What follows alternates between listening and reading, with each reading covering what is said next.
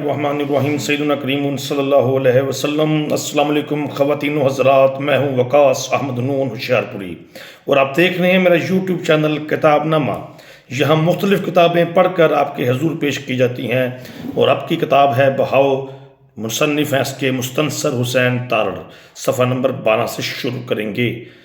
بسم اللہ الرحمن الرحیم۔ سیدنا کریم صلی اللہ علیہ وسلم، انہوں نے اسے ڈوبو مٹی سے باہر آتے ہوئے تو نہیں دیکھا تھا، کیونکہ وہ سویرے سے اپنی کسیوں اور کدالوں پر جھکے زمین کھود رہے تھے۔ بڑے پانی کا کچھ پتہ نہ تھا کہ کب آ جائے۔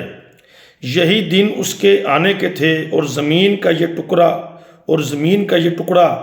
ان کے ذمے پڑا تھا۔ ہاں، جوریا پسینہ پونچھنے کو کھڑا ہوا تو وہ پھوگ کی جھاڑیوں کے درمیان چلتی دکھائی دی۔ ان دونوں نے جب اپنے برا کو دوبارہ جھکتے محسوس نہ کیا تو وہ بھی کمر پر ہاتھ رکھ کر سیدھے ہو گئے اور ادھر کو دیکھنے لگے جدھر تیسرا دیکھتا تھا۔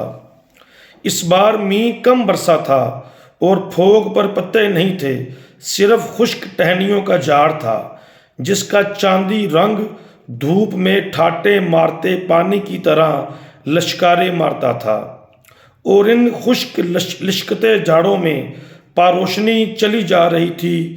پھوگ کی ٹہنی اگر خشک ہو تو اس کا رنگ تازہ راکھ ایسا ہوتا ہے، پر اس میں ایسی لشک ہوتی ہے کہ گہری رات میں صرف ایک پھوگ دور سے جلتے الاؤ کی طرح دکھائی دیتی رہتی ہے، اور یہاں ان گنت الاؤ تھے جن کے بیچ پاروشنی چلی جاتی تھی۔ تینوں براؤں سے ایک کرو کے فاصلے پر ماتی کا سیاہ جسم ایک کسی پر جھکا ہوا تھا۔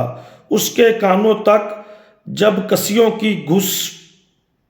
کسیوں کی کھس خاصی دیر تک نہ پہنچی تو اس نے اپنی چھاتیوں پر سے لیڑا ڈھیلا کیا اور ان پر تیرتے پسینے کو ہتھیلیوں سے پونچھا اور کھڑی ہو گئی۔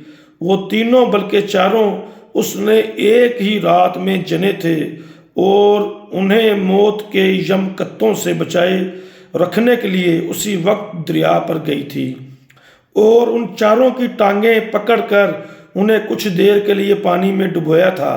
جب انہیں باہر نکالا تو ان میں سے ایک بے جان لٹکتا تھا اور باقی تینوں پھیپھڑے پھلا کر چیختے تھے، اور ان کے ناک منہ سے پانی جاری تھا۔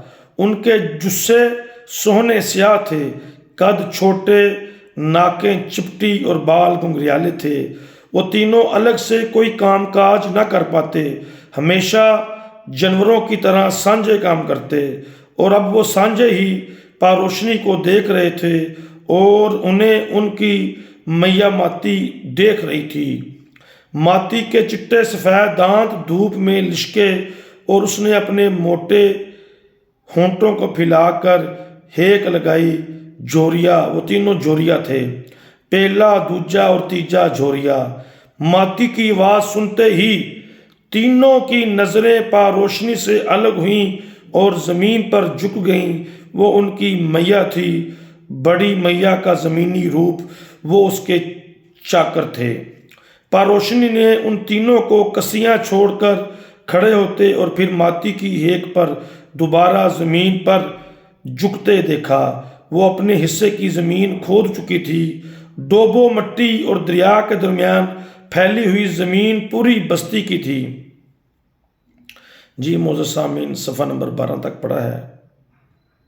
دیکھتے رہیں کتاب نامہ اور اس پر سنتے رہیں بہاؤ۔ یا حی یا قیوم۔